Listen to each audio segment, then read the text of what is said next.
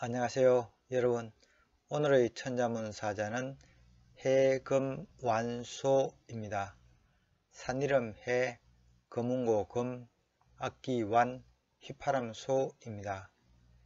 해는 삼국시대 후기 위나라 문인 해강을 말하며 완 역시 위나라 문인 완적을 말합니다. 해강은 검은거를 잘 탔으며 완적은 휘파람을 잘 불었다고 합니다. 따라서 사자를 번역하면은 해강은 검은거를 잘 타고 완적은 휘파람을 잘 불다가 되겠습니다.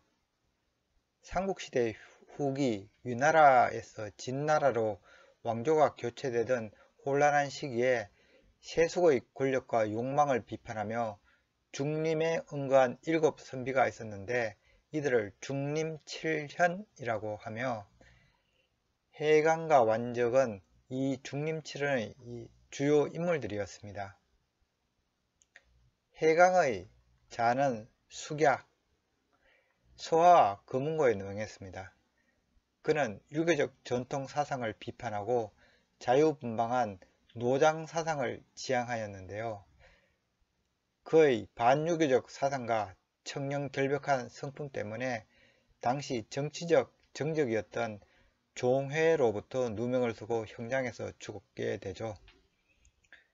해강은 금을 잘 탔는데 일찍이 낙서에서 논일다가 기이한 사람을 만나 광릉산이란 곡을 배웠는데 매우 뛰어난 곡이었다고 합니다. 해강은 이 광릉산을 누구에게 물려주지 못하고 죽게 되었는데 형장에서 죽기 전에 이 광릉산을 마지막으로 탄주했다고 합니다. 지금까지 전하는 해강의 시는 모두 60수로 뛰어난 글을 남겼습니다.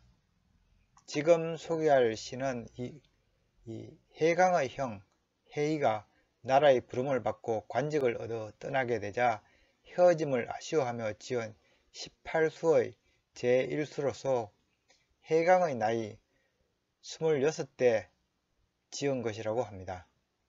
형제의 깊은 우애를 검술이 좋은 원앙에 빗대어 읊고 있습니다. 한번 읊어보도록 하겠습니다. 원앙 우비 숙숙기우 원앙이 나는 것이 날개짓이 고요하다. 조유고원 석숙난저 아침에 높은 언덕에서 놀다가 저녁에 모래섬에 잠드는데 옹옹 화명 고면주려 사이좋게 소리를 내며 제 짝을 돌아다보네. 부왕 강계 우유 용녀 위아래를 바라보며 서로 소곤거리는데 한가롭고 평안하도다. 이 시는 이별의 아쉬움을 달래려 다정다감한 원앙의 모습에서 해강과 그 형 해이의 형제를 표현하고 있습니다. 시에서 이 숙숙은 고요하며 정돈된 상태를 말합니다. 난저는 모래섬 이름으로 실제 절강성 소홍시 서남 쪽에 있다고 합니다. 옹옹은 사이좋은 모양을 말하고요. 여기서 이자는 힘쓸 면인데 여기서는 숙일 부로 사용이 되어서 위아래로 서로 마주 온다는 말이 되겠습니다. 그럼 글자에 대해 살펴보도록 하겠습니다. 먼저 산 이름 해를 설명드리겠습니다. 이자는 벼화자, 덕우, 그리고 아래 매산자가 있는 구조입니다. 벼화자는 각 글자는 이 이삭이 펜 기장을 그린 자형이라고 예전에 말씀드렸죠. 이후 벼가 동북아시아에 도입되고 난 후에 주곡물이 되면서 자형은 벼를 뜻하게 됩니다. 벼자가 뜻하는 바는 벼, 모, 곡식, 줄기, 화하다 등이 되겠습니다. 덕우는 이 각골자가 이 또자 형태의 손가락 끝에 이 상처가 난 것을 그린 자형입니다. 이와 같은 표현은 이미 칼도자가 끊어진 것을 표현한 이 망할만과 비슷한 수법이 되겠습니다. 그래서 이 각골자의 의미는 다치다, 제대로 일하기 힘들다 였을 것입니다. 그렇지만 이 뜻이 점차 발전하여 오늘날에는 이 상태가 나쁘다, 너무 심하다, 주저하다, 망설이다 등으로 발전이 되었습니다. 또 다른 해석으로는 이게 손가락이 다친 게 아니라 유달리 긴 손가락을 이렇게 지시한 것으로 본 것입니다. 이는 남보다 뛰어나다, 훌륭하다, 더욱 한층 더의 의미로 발전이 되었습니다. 그래서 이 더욱우가 들어간 자양 중에는 뛰어난 물건 혹은 뛰어난 사람을 가리키는 경우가 있습니다. 그리고 이 툭 튀어나온 손가락은 이 나쁜 의미로도 해석이 되는데, 이를테면 평범하지 않다, 괴이하다, 특이하다가 그런 경우입니다. 한편 이 소전에 쓰는 이 따듬어진 이 자양을 보시면은 이 밑이 어진 사람 인자고 위가 이 또우자 형태죠. 그래서 소전에 쓰는 이 사람이 손을 뻗는다는 해석이 가능합니다. 그래서 이 더욱 위에는 가까이 하다, 사로잡히다는 뜻이 있습니다.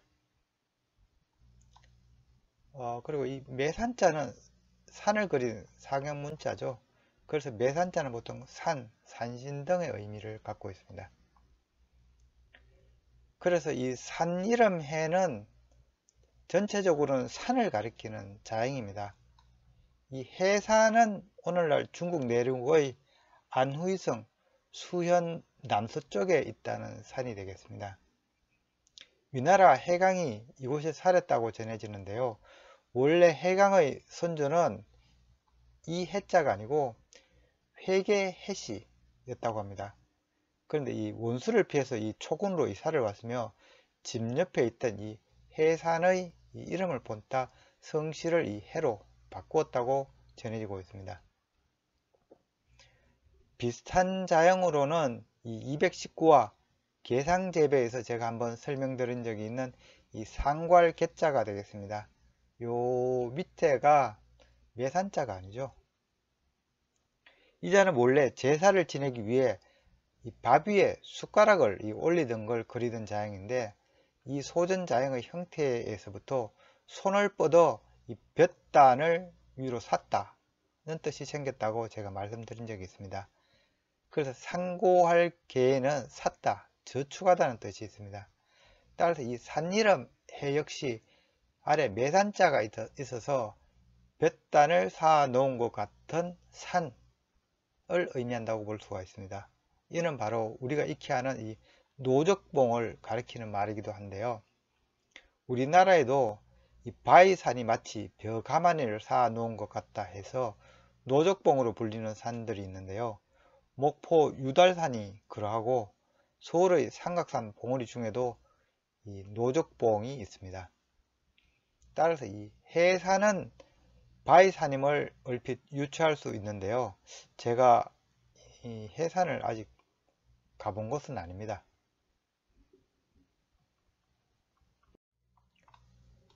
다음 자는 거문고 금입니다.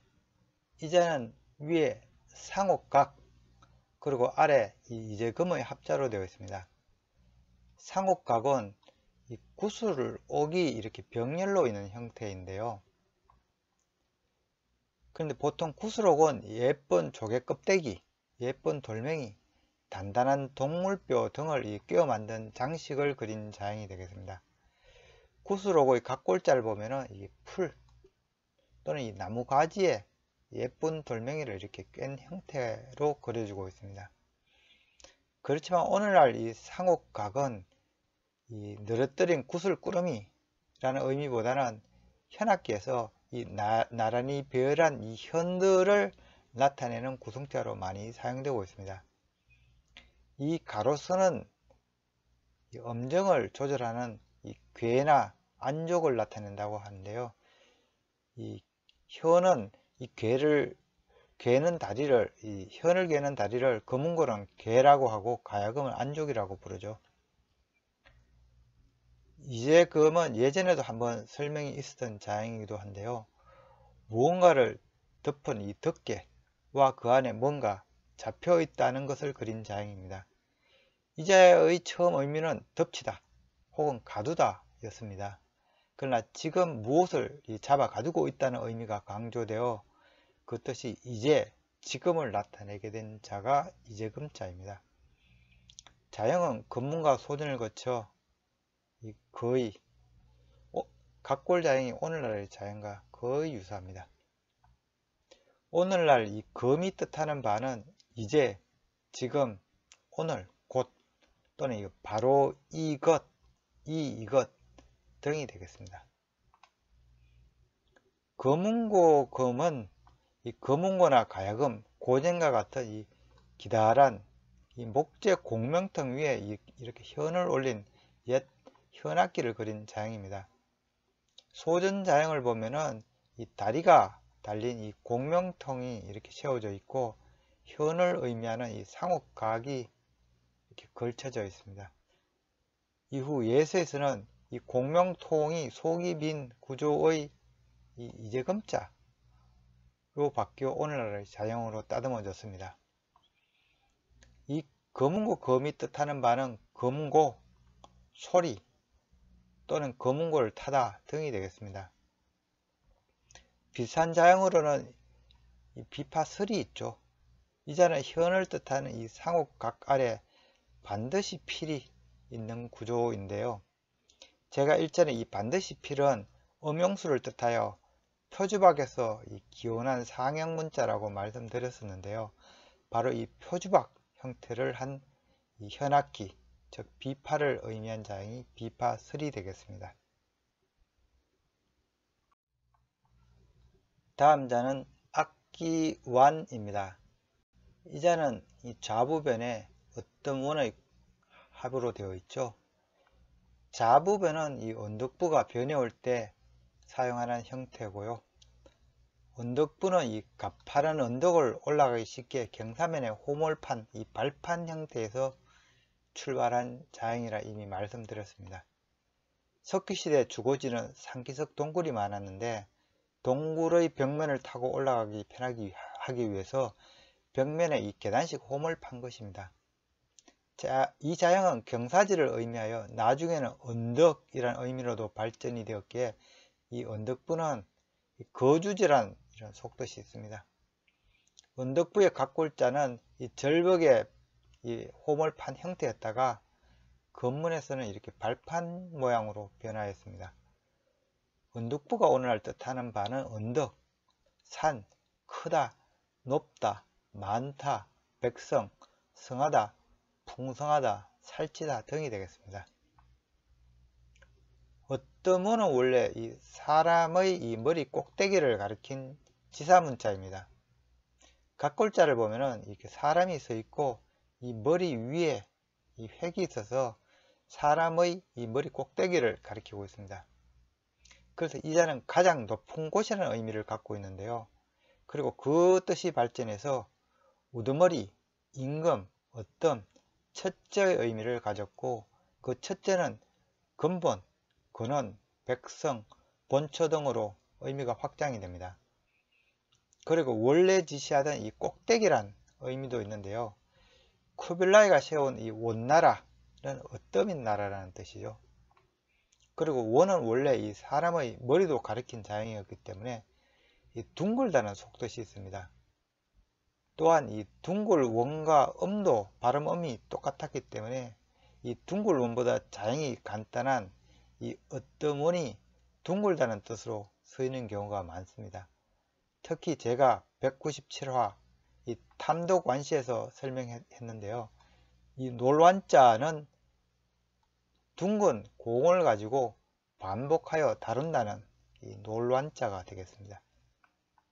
이때 이 원이 이 노령 공을 가리키고 있습니다.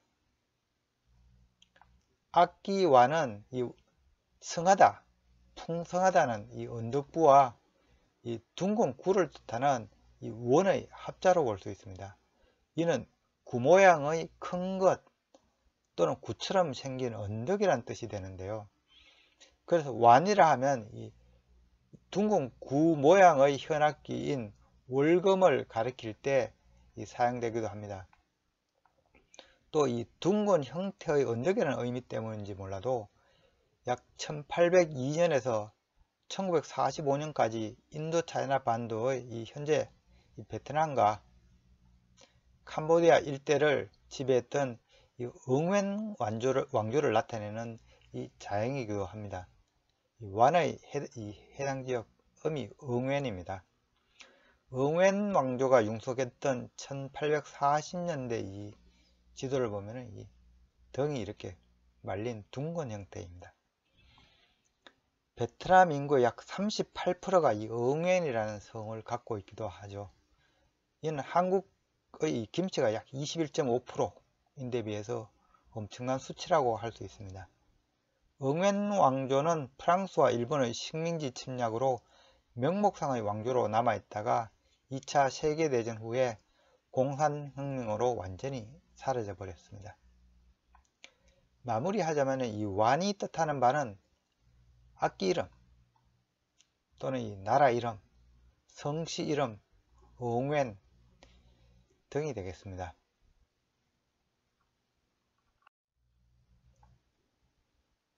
오늘의 마지막 자는 휘파람 소가 되겠습니다.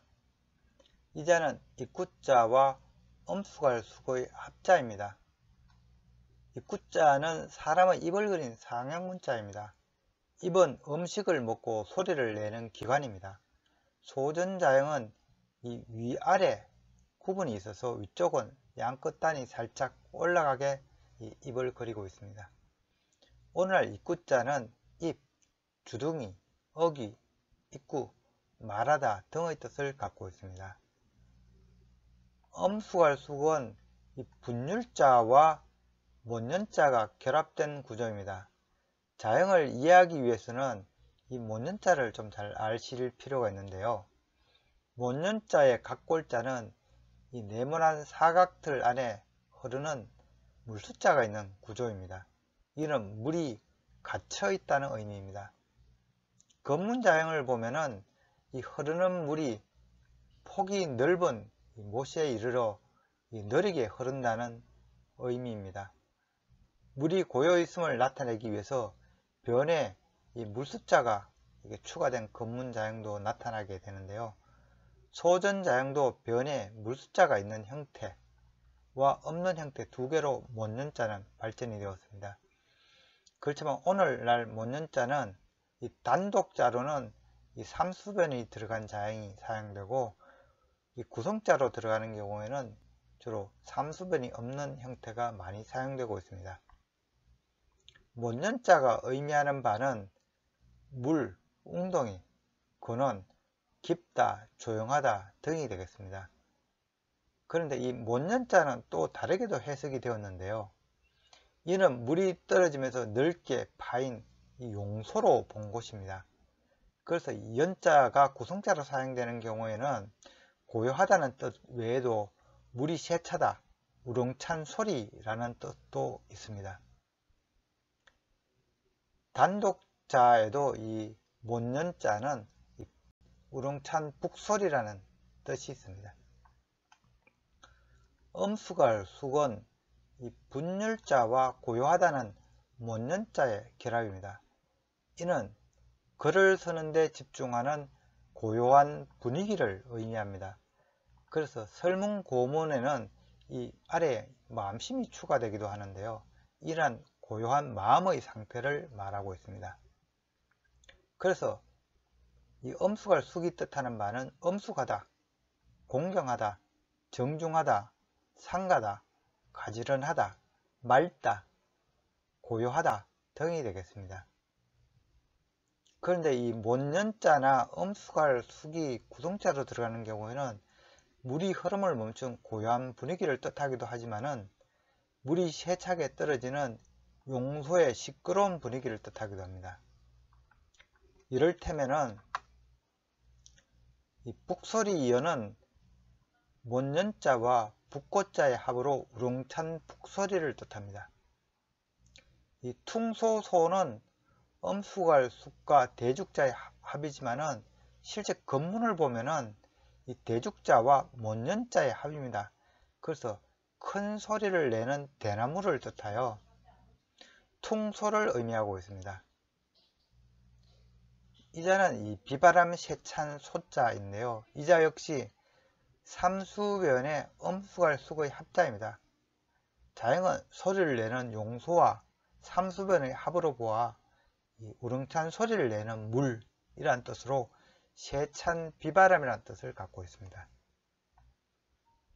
따라서 이 휘파람소는 입구자와 이 소리를 내는 이 용소의 의미를 가진 이 수거의 합자로서 해석하는 것이 옳습니다.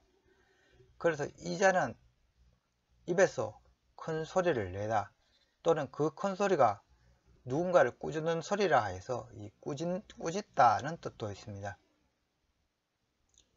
오늘날 이 휘파람소가 뜻하는 바는 휘파람을 불다 또는 귀에 시끄러운 이명소리 등이며 또는 꾸짖다는 뜻일 경우에는 이 꾸짖을 진로도 읽습니다. 참고로 이 휘파람이라는 것은 입에서 뿜어내는 소리인데요. 그 의미를 명확하게 나타내기 위해서 이 입구자 대신에 하품흠을 이 방에 넣은 이 휘파람소도 따로 있습니다.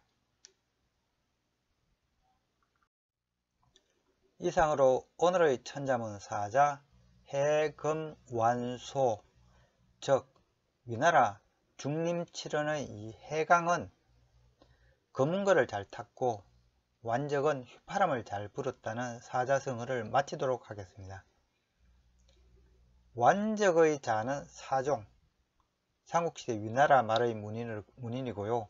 해강과 함께 중림칠언의 중심인물로서 위나라 말기의 어지러운 사회적 분위기 속에서 유교적 형식주의 철학의 반기를 들고 자유로운 노장 사상에 심취하였습니다. 완적은 수먼산의 한 선비에게 소법이라는 건 휘파람을 부는 법을 말하죠. 을 배웠다고 전해지고 있는데요.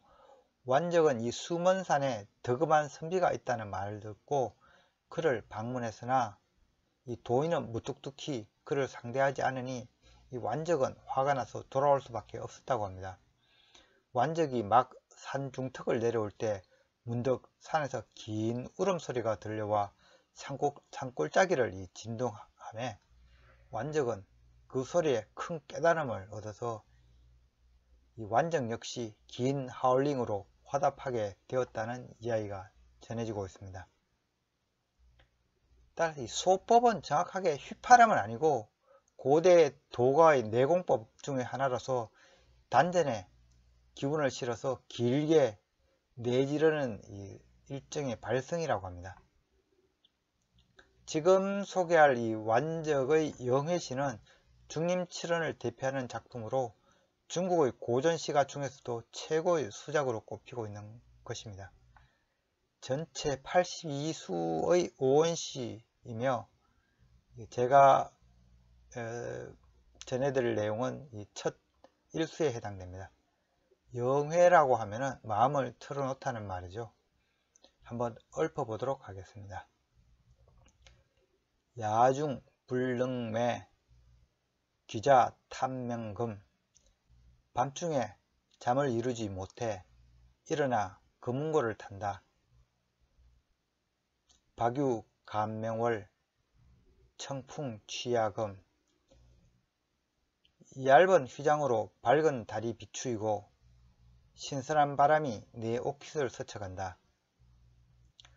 고홍 호해야 삭조 명북림, 외로운 기록에는 먼 들에서 울고 북녘새는 북쪽 수풀에서 울어댄다. 배회 장하견 우사 독상심, 배회해본들 무엇이 보일까마는 근심어린 생각에 홀로 마음을 애태우는구나. 지금까지 시청해 주셔서 감사합니다.